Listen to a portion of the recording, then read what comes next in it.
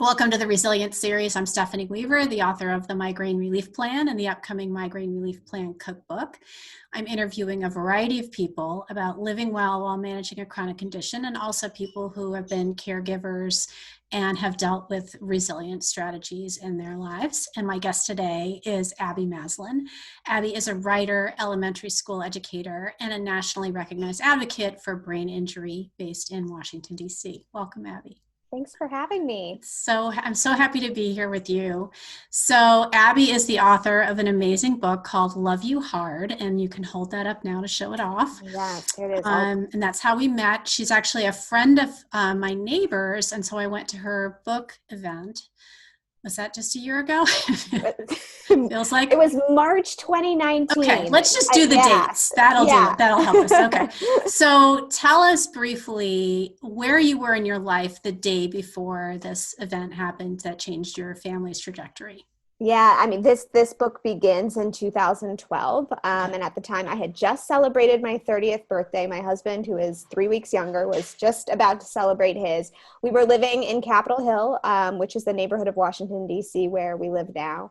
And we were sort of just in that moment of life where we were settling in and felt like we were about to relax because we had just come through the very stressful period of going through graduate school and getting our first, big jobs. We had just become parents to our son, Jack, who was almost 2 at the time.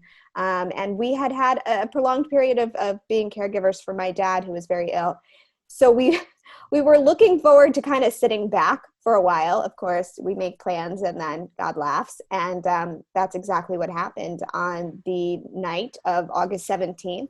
2012, my husband was going to a baseball game, a Washington Nationals game, and he was brutally assaulted on his walk home from the baseball stadium. So just a few blocks from our house at that moment, or at that point. And it would take a long time to figure out exactly what had happened, but I woke up the next morning, the morning of August 18th, and he had not come home. My husband, TC, who I had been with for 7 years at that point, just the most reliable person that I've ever met. And as I tried to figure out that morning where he could possibly be, I just knew there was really no alternative other than a really bad reality. But it took me a while to get there mentally. And when I did, I called the police and reported him missing. So that day, it will stand in my mind in infamy forever. I mean, it's marred by trauma. I discovered after calling the police that he was at our local hospital being operated on, having brain surgery. He had been hit on the head with a baseball bat and left for dead on the street about 8 hours earlier. So he went for a very long time without help at the point that I was able to figure out where he was. So, it's a day that, a day has 24 hours. I think that day for me, just stretched out indefinitely as I try to make sense of the fact that everything in my life had just changed in an instant. Yeah. And so, thank you for sharing that. And thank you for also documenting it in your beautiful book, because the book starts with what happened that night and then covers, is it about a year period or a 2-year period? 2-year period. 2-year period of his recovery, multiple surgeries, rehab, and really a change in his personality, a change in many of his abilities. And so, when did you, I guess, so the question is, so you're 30 years old, you've got a 2-year-old son, you just finished grad school, like life's good. And you have been a caregiver for your father. So you had that experience. But you then suddenly are now in this position of medical advocate and caregiver. Can you talk a little bit about kind of how that sort of hit you and let's just start there. Yeah, I mean, it's just an instantaneous role shift, right? And I write in the book about this moment of sitting with my husband's neurosurgeon, and my mother-in-law had driven to the hospital at that point, and we were in the waiting room with this neurosurgeon together, and he's explaining this surgery that my husband has just had, where they removed part of his skull. And they stored it in his abdomen in the hope that if he lived, they would be able to replace it later after his brain swelling had decreased. And I looked at her in that waiting room, and it was just this huge revelation to me that all of a sudden I was in charge.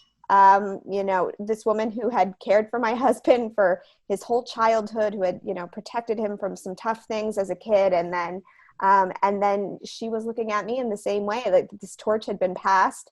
And here I was, I barely felt like an adult at that point. And I knew automatically that every decision going forward was mine to make. And so I immediately went into the mode of, what would TC do? My husband, he was really a very responsible, thoughtful, practical person. I was the more spontaneous, impulsive personality in the relationship. And I always counted on him to balance me out. Like, I could be those things because he was the other side of the scale for me. But without him present, I knew I was going to have to change. I was going to have to change my own brain in the way that I thought about everything that would come next. And so, I joke sometimes with family members, I have become him in the process. That constant just checking in of what would he do? What would he want? How should this go? Because a caregiver is not just providing medical, advocacy for their loved one. They're also managing the logistics of that person's life, which are complicated in this day and age. I'm talking about everything from, managing his friendships and his cell phone activity, to our bank accounts, to his employment and his relationship with his employer. Absolutely everything lands on you in that moment. And it's incredibly overwhelming because you're trying to care for yourself at the same time. And in my case, a young son as well. Yes. So for the people who are watching who are caregivers for someone, what have you learned about the balance between being a caregiver and being in the relationship? Because I think it's a very honest look at marriage. I'd say it's an unvarnished look. And TC does survive. He is with us. He's with you. He's had an amazing recovery.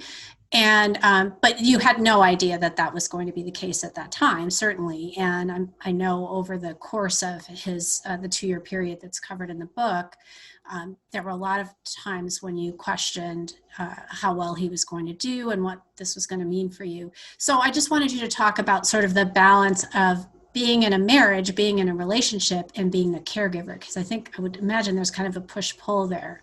Yeah, there is no balance at the beginning. There's just no balance because, when your life is in crisis, whatever the biggest crisis of the moment is where your attention goes. And so at the beginning, the idea of being a wife or being in a partnership was really backseat to, this person needs me to save his life in every big and small way.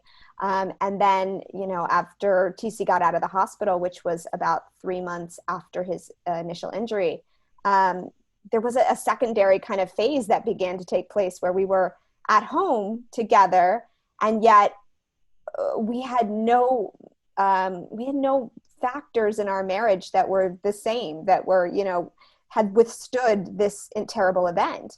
And so it was impossible to look at him and see somebody who could be an equal partner to me, because he couldn't at that point. And to even acknowledge that to myself, Stephanie, was so difficult, because I felt like I was diminishing him in acknowledging that to myself. I wanted him Or to being feel disloyal, I would think. Yeah, I wanted him to feel confident. I knew that becoming disabled was going to be such a huge identity crisis for him, that for me to acknowledge that he couldn't help me, that he couldn't be that 50-50 partner, that was something he didn't need to hear. And so I didn't want to admit it to myself at the time. But I think the balance comes from the being honest about the situation. A few months into our, experience of being home, and at that point, it had been about 6 months since his injury, our parents started advocating for us to go have date nights together. And my husband, one of the consequences of his brain injury was that he has severe aphasia. And it was very severe at that point, meaning that he was having having a difficult time communicating with words. He didn't have expressive language to communicate, and he didn't have receptive language, which was almost more frustrating. He couldn't understand what I was saying to him. So the idea of sitting down with somebody who couldn't communicate with me and having a date night and pretending like we were still in a marriage, that felt disloyal to my soul. I mean, it felt just so brutally disconnected to the reality that we were living in. And I had to start to give myself permission to just acknowledge that we could not have a marriage at that moment. I could be his best friend, and I could be a tremendous advocate for him and love him loyally. But it wasn't going to look like my definition of a marriage. And I didn't want that to be my definition of a marriage, because I think in any partnership, at least for me, I feel like there is a level of reciprocity that has to be involved. And I didn't want to start to diminish my own expectations of what I deserved in a partnership too. So it was always this, and it always is, I think, in a marriage, it's this tug and pull of, how do I stay loyal to myself? And then how do I stay loyal to this person who I dearly love? And so I really found myself kind of trying to navigate that crisis daily. And how did that play into your own self-care and wellness journey? Well, the honesty was a huge part of my own wellness journey. I knew what people wanted me to say. I knew that people wanted a simplified version of, he's doing better. Things are going well. You don't have to worry about us. But to say those words, they were dishonest. And I wanted people to be educated about this injury and the real impact of it, which is so beyond the physical. It's truly a psychological injury and a psychological crisis. And so writing became a very immediate part of my healing process. I began blogging about TC's injury maybe 10 days after it happened, and in a very kind of casual way. I did not expect that it was going to lead me to a book.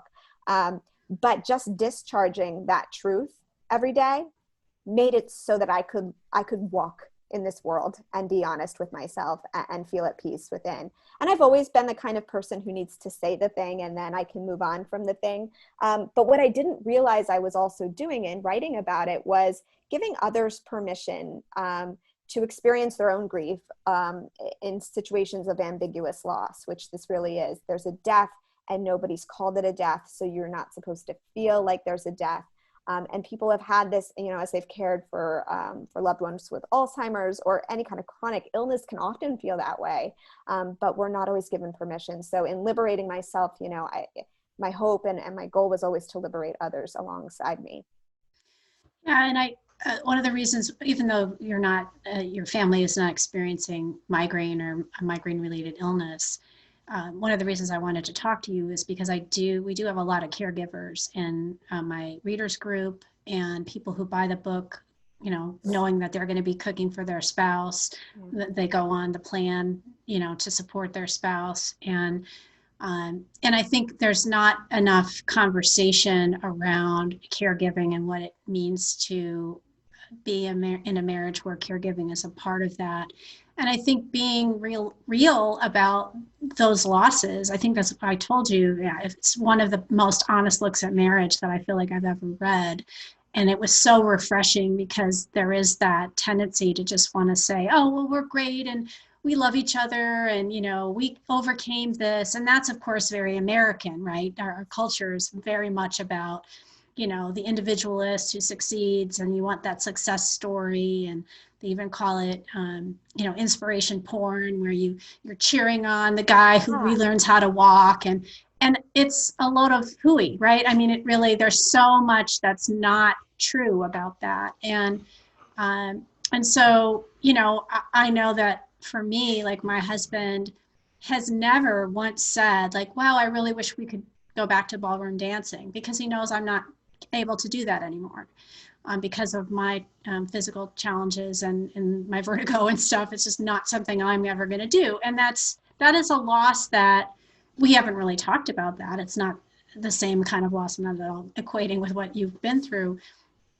But I know that I've heard, migraine patients at conferences talk about, should they even have children, because they feel like they can't fully participate in parenting, and is that fair to a child to have to bring a child into with a parent who has chronic migraine. And so they are very real conversations that people should be having. And I think just being honest about it. So UNTC did decide to have another child post injury. Yeah. Do you want to talk Yeah. about that a little bit?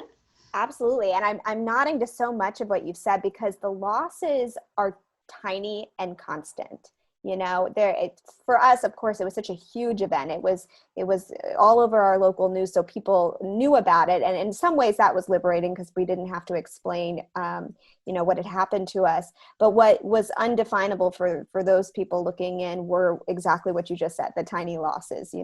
For me, it's like, I want to go bike riding. I don't have anybody to go bike riding with, and that's such a tiny thing, but you still feel it. You still feel the absence of what you really want is to be alongside that person and doing those things with that person that you love. And that's just not a possibility. And Yeah, we and cope with and those. I would say that if you were to express that to someone, their response might be, "But he's alive." But all the time, Right? all the time. I So got, but then he's you alive. then so then Yeah. it's your real loss of grieving the bike riding, which is a Right. real loss and should be grieved, and you have every right to feel that way. You then are like, oh, but I shouldn't feel like that because of course he is Right. alive, and yeah, so Right. it's Yeah. So it's not good. and I'll return to the child question in a moment, but you just reminded me of something that I feel like has been such a huge part of my own wellness journey, and that is a rejection of the shame.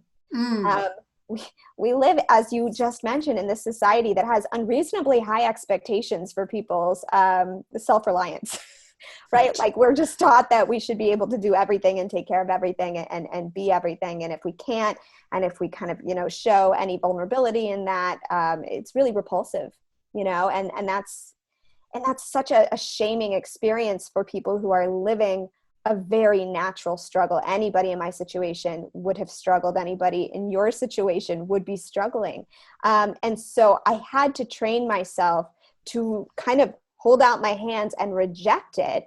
I had to reject it as a rejection of a very long-standing, antiquated, and retired notion of what a caregiver is. It was a notion that didn't serve me. I wasn't put on this earth to be a caregiver.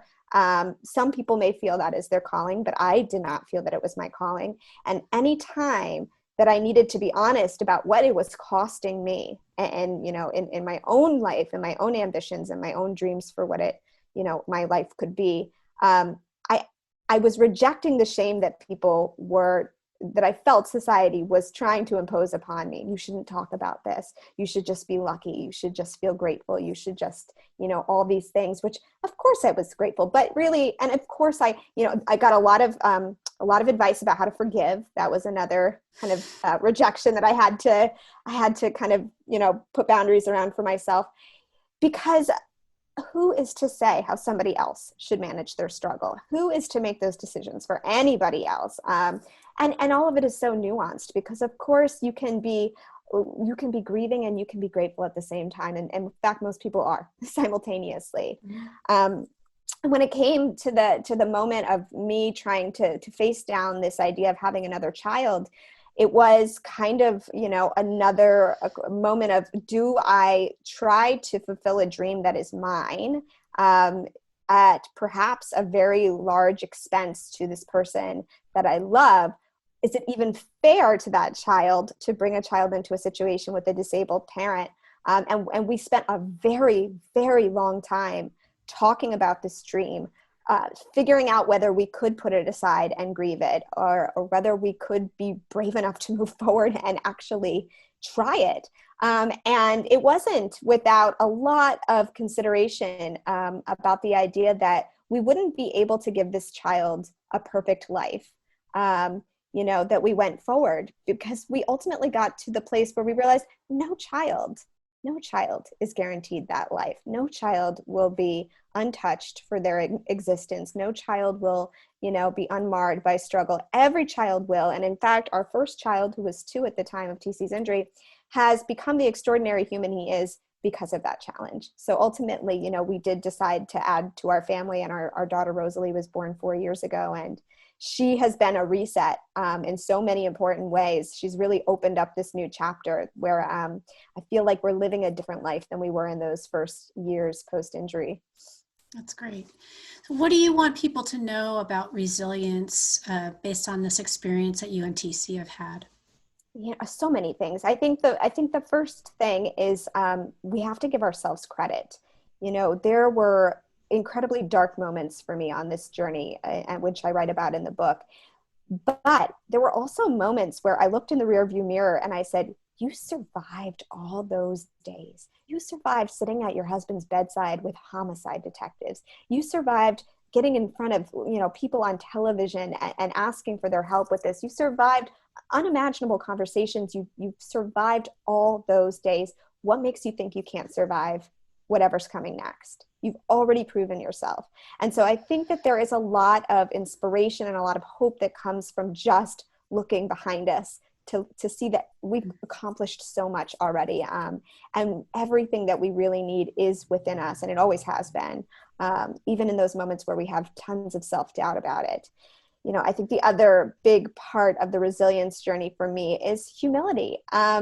For as resilient as I am and as tough as I am, my ego loves to tell me I can handle everything and anything and that I should just pick up more. Um, I think I was like born. I tell myself this story about how I was born for all this challenge, right? That's not helpful. The world doesn't need me to be a martyr, and the world doesn't need me to break myself at the expense of whatever this is. And so, tuning in with some humility too, to say, yeah, I am tough. I am resilient, and also I need support. And I think that is hard for our egos, and it's hard for mine at the very minimum. But it's also a really, really important breakthrough to have, because caregivers will burn out, and they'll burn out really quickly without that support. It's just not possible to do this work alone. And, I think that the day-to-day advice I give is always just to return to your breath. There's so much trauma as a caregiver, whether it's big and explosive or slow and subtle. And I think we become very disconnected from our bodies and our own needs without even being conscious of it. So for me, the practice of returning to my breath and just being in the moment has helped me kind of deal with some of the anxiety and fear of what may come next, and what maybe has already happened. And what do you have? Do you have some self-care strategies besides the breath work that you return to? I know yoga is a big part of your life, right? Yeah, yeah. I became a certified yoga teacher 2 years after TC's injury. I always loved yoga, and then refused to return to the mat for many, many months after his injury. I was just too fearful about being out of control. When I arrived back, I was worried I would have an emotional response that I just couldn't control, and it would be embarrassing. And it's more of a concern about what other people would think. But when I finally did get back there and I was able to start reconnecting my body and my brain, it was just so incredibly therapeutic for me. And so that yoga practice has always returned me to myself. And, I was really fortunate to do that yoga training in one of the most incredible places on the planet, in Santorini, Greece. And part of what made that so incredible was having this full sensory experience. Because I think another thing that happens when you're coping with grief and loss and trauma is you begin to dull all your senses.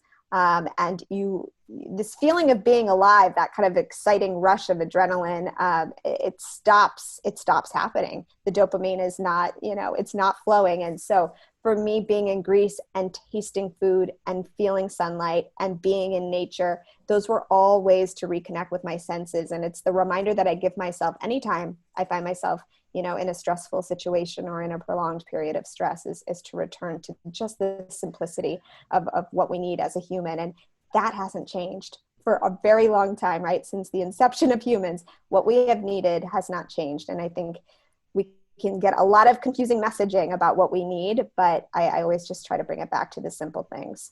That's fantastic. Abby, thank you again for being here today and sharing your story. Please visit abbymaslin.com to learn more about her work. And you can find her book, Love You Hard, a memoir of marriage, brain injury, and reinventing love, wherever books are sold. Check out other episodes of the Resilience series on Facebook Watch, IGTV, and YouTube. And you can follow me at SWeaverMPH to learn more about the upcoming book, The Migraine Relief Plan Cookbook, which will be out in spring 2022 from Surrey Books. Abby, thank you again for being here. Thanks for having me, Stephanie.